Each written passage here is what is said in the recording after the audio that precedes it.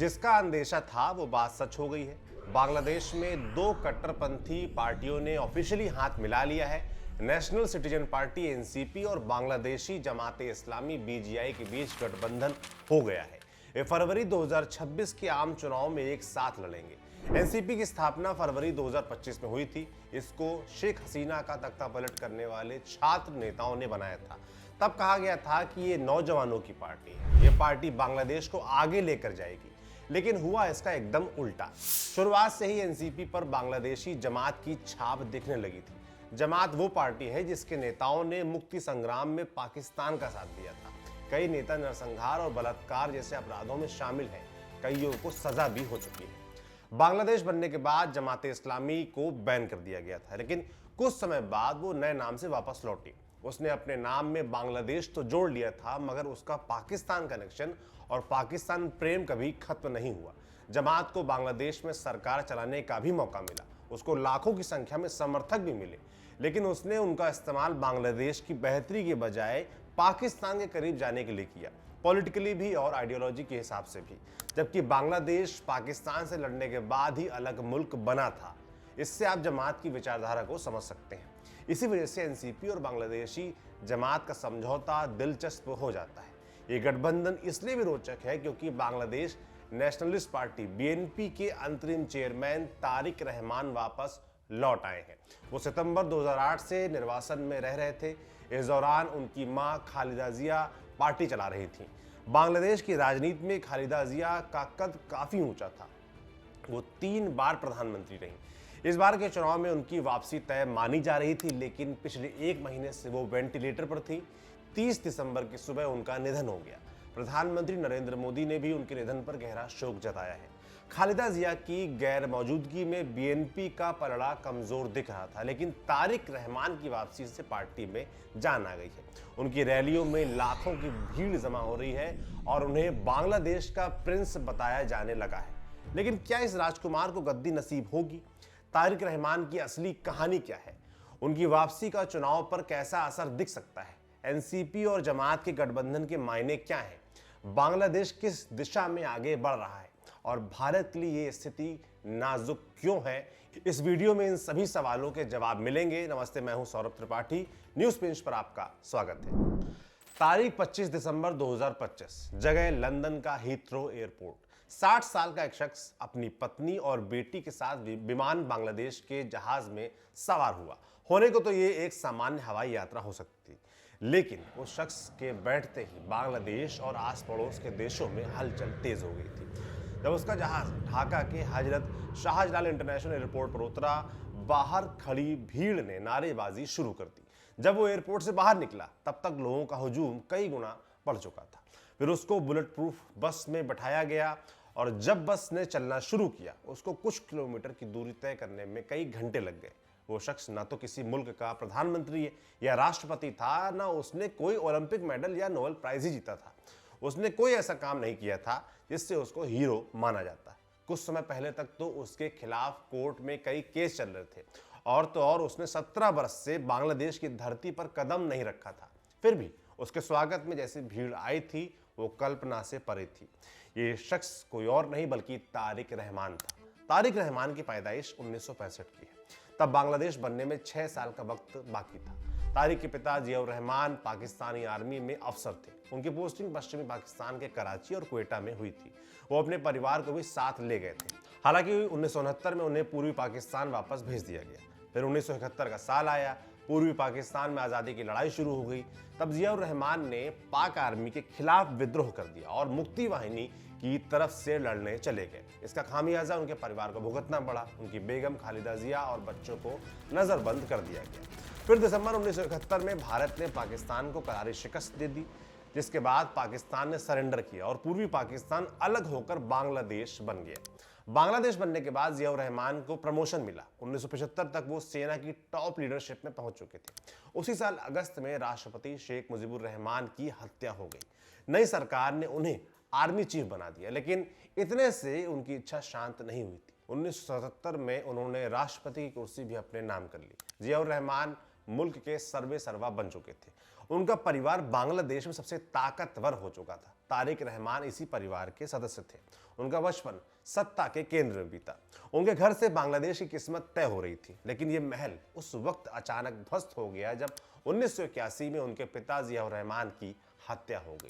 तब तारिक महज 16 वर्ष के थे। जियाउर रहमान की हत्या से बीएनपी का अस्तित्व खतरे में था। नए शासक उन्हें मिटाने के लिए तैयार थे, लेकिन तारिक की मां खालिदा जिया ने मोर्चा लेने का फैसला किया। उन्होंने न सिर्फ बीएनपी की कमान संभाली, बल्कि मिलिट्री डिक्टेटरशिप को हटाने के लिए आंदोलन भी शुरू किया। इसमें उन्हें अवामी लीग की शेख हसीना का भी साथ मिला। आखिरकार 1990 में लोकतंत्र का रास्ता साफ हुआ। 1991 में चुनाव करवाए गए। इस चुनाव में बीएनपी को जीत मिली और खालिदा जिया प्रधानमंत्री बन गई। इस वक्त तक तारिक रहमान पढ़ाई लिखाई छोड़ चुके थे। उन्होंने अपना बिजनेस शुरू किया था, लेकिन उनका ज्यादातर समय पार्टी में बीतने लगा था। खालिदा जिया के पहले कार्यकाल में उनकी भूमिका सीमित थी। फिर 1996 में बीएनपी सत्ता से बाहर हो गई। इसके बाद तारिक ने पार्टी को मजबूत करने पर ध्यान दिया। उन्होंने शेख हसीना के खिलाफ माहौल बनाया और दूसरी विपक्षी पार्टियों को बीएनपी के साथ जोड़ने की मुहिम भी शुरू की। ये कोशिश काम कर गई। 2001 में चुनाव में बीएनपी गठबंधन और अवामी लीग को लगभग बराबर वोट मिले थे। फिर भी बीएनपी गठबंधन ने प्रचंड बहुमत हासिल किया था। इस नतीजे ने पार्टी और सरकार में तारिक रहमान का कद बढ़ा दिया था। जुलाई 2002 में उन्हें पार्टी का सीनियर ज्वाइंट सेक्रेटरी जनरल बनाया गया, लेकिन हकीकत में उनकी ताकत कहीं ज्यादा थी। दरअसल 2001 से ही तारिक रहमान हवा भवन चलाने लगे थे। हवा भवन बीएनपी सुप्रीमो यानी खालिदा जिया का पॉलिटिकल ऑफिस था, लेकिन इस पर तारिक रहमान का कब्जा था। आरोप लगते हैं कि वो यहां से पैरेलल सरकार चलाते थे। लोकल कंपनियों को उन्हें घूस देना कंपलसरी था। इतना ही नहीं, विदेशी कंपनियों को भी बांग्लादेश में काम करने के लिए तारिक को पैसा खिलाना पड़ता था। सरकारी कॉन्ट्रैक्ट्स में उनका हिस्सा फिक्स होता था। इसके अलावा तारिक पर मनी लॉन्ड्रिंग, सरकारी फंड्स में गबन और पैसे के बदले फेवर पहुंचाने के आरोप भी लगे। वो सरकार में किसी पद पर नहीं थे, फिर भी उनके पास प्रधानमंत्री के बराबर की शक्ति थी। इसी वजह से उन्हें डार्क प्रिंस कहा जाने लगा था। फिर अप्रैल 2004 में चट्टगांव में 10 ट्रक हथियार बरामद हुए। पता चला कि ये हथियार भारत में कुछ प्रतिबंधित गुटों तक पहुंचाए जा रहे हैं। इस मामले में भी तारिक रहमान का नाम आया था। इसके बाद अगस्त 2004 में शेख हसीना की एक रैली में बम हमला हुआ। इसमें 24 लोग मारे गए। शेख हसीना समेत 300 से ज्यादा लोग घायल हुए थे। इस हमले का आरोप भी तारिक रहमान पर लगा था।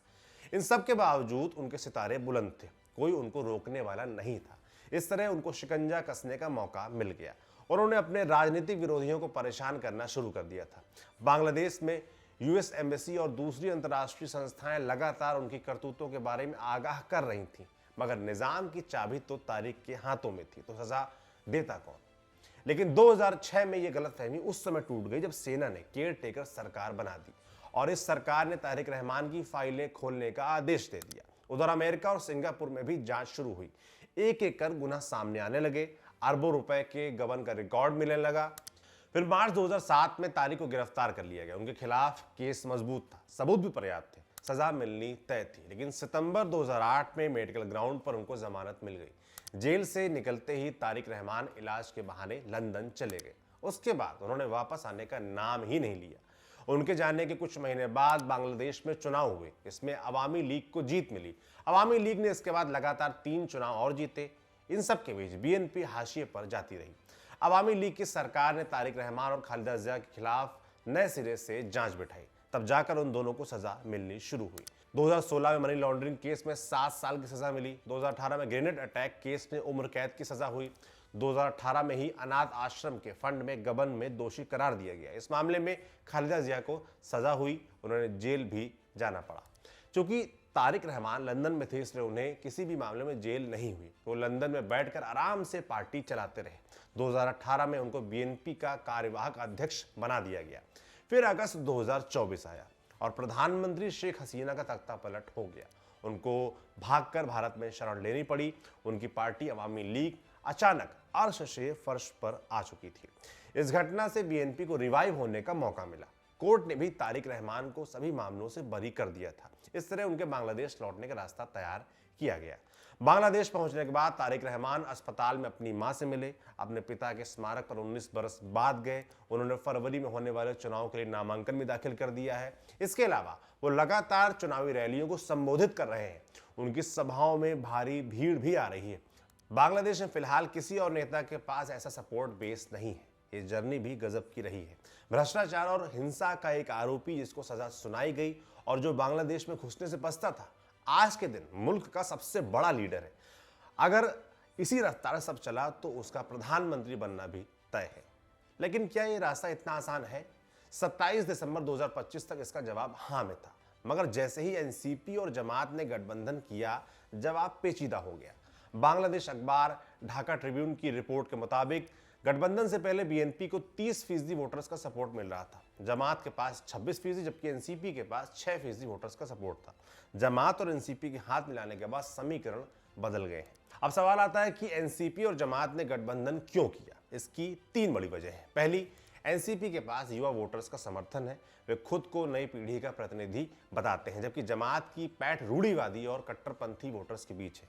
जमात 1986 से संसदीय चुनाव लड़ रही है। उसको सबसे ज्यादा 18 सीटें 1991 में आई थी। बांग्लादेश की संसद में टोटल 350 सीटें हैं। 300 सीटों पर डायरेक्ट इलेक्शन होता है, जबकि 50 सीटें महिलाओं के लिए आरक्षित हैं। उनका बंटवारा डायरेक्ट इलेक्शन में मिलने वाली सीटों के आधार पर किया जाता है। जमात को कभी इतनी सीटें नहीं आई कि वो अकेले सरकार बना सके।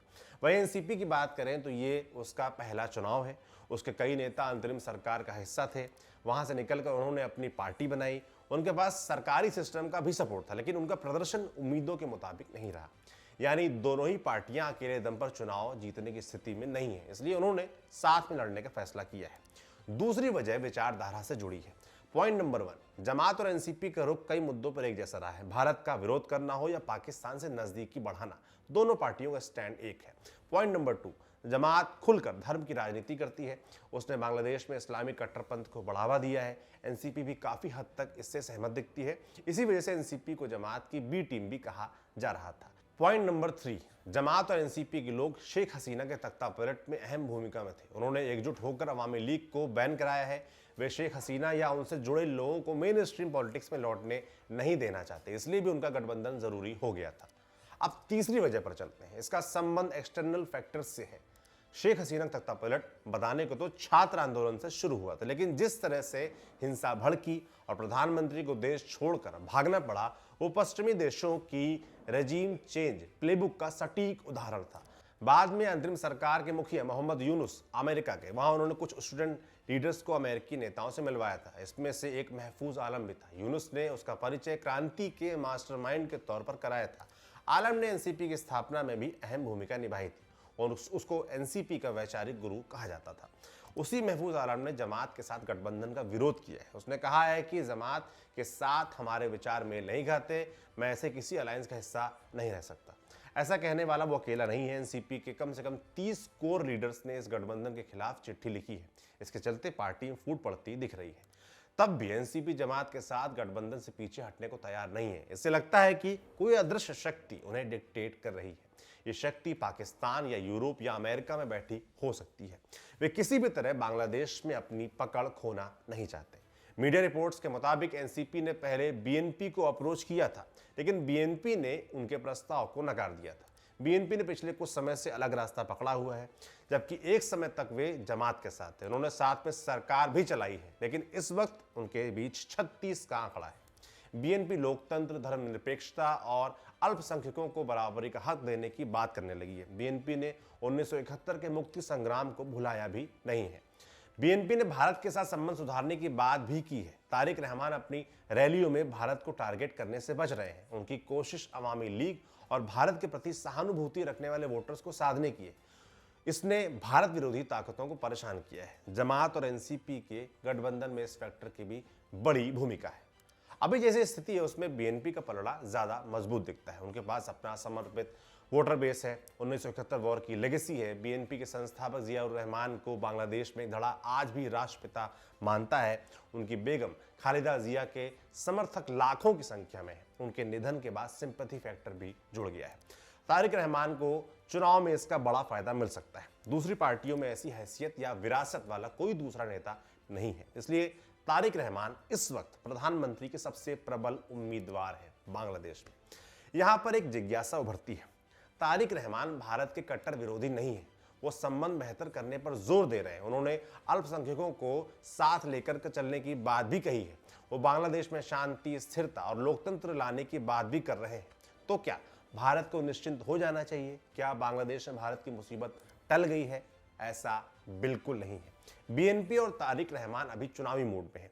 उन्हें किसी तरह सरकार बनानी है। सरकार में आने के बाद उनका बिहेवियर कैसा होता है वो देखना बाकी है। अतीत में बीएनपी का रुख एंटी इंडिया ही रहा है। तारिक रहमान पर भारत विरोधी गतिविधियों में शामिल होने के आरोप लग चुके हैं। वो एकदम से बदल गए होंगे या भारत के साथ शेख हसीना जैसे संबंध स्थापित करेंगे या उन पर किसी बाहरी शक्ति का दबाव नहीं होगा, ऐसा मान लेना बड़ी भूल होगी। बीएनपी ने लंबे समय तक जमात के कैडर के भरोसे राजनीति की है। बीएनपी में इस समय प्रो जमात नेताओं की बहुत आयत है, इसलिए चुनाव के बाद उनके बीच गठबंधन की संभावना से इनकार नहीं किया जा सकता। भारत को इसके लिए भी तैयार रहना चाहिए। इसके अलावा 3 और फैक्टर्स पर ध्यान देना जरूरी है।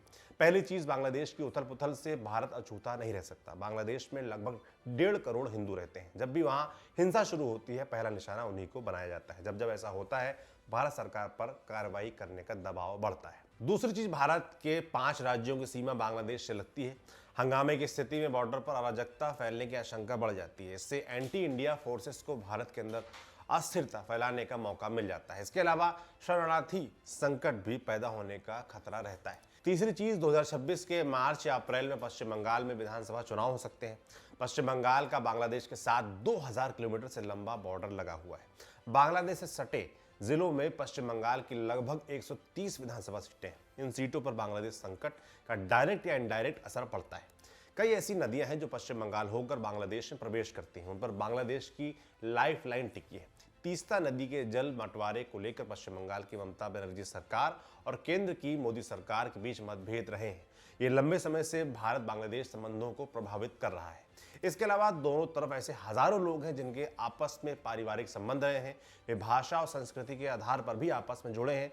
पश्चिम बंगाल चुनाव पर उनकी छाप भी दिखती रही है और 2026 में भी दिखेगी। इसीलिए भारत के लिए बांग्लादेश को नजरअंदाज करना बहुत मुश्किल है। 2026 में भारत की विदेश नीति की सबसे बड़ी परीक्षा बांग्लादेश में है। 2025 में तो काफी सेटबैक मिल चुके हैं। उम्मीद है कि उनसे सबक लेकर तस्वीर बदलने की तैयारी हो चुकी होगी। आपको क्या लगता है, बांग्लादेश में भारत को कैसे आगे बढ़ना चाहिए? क्या तारिक रहमान से शांति की उम्मीद रखी जा सकती है? अपनी राय हमें कमेंट बॉक्स में लिखकर जरूर बताएं। इस वीडियो को यहीं समाप्त करते हैं। मुझे यानी सौरभ त्रिपाठी को विदा कीजिए। फिर मुलाकात होती है, तब तक देखते रहिए न्यूज़ पिंच। धन्यवाद।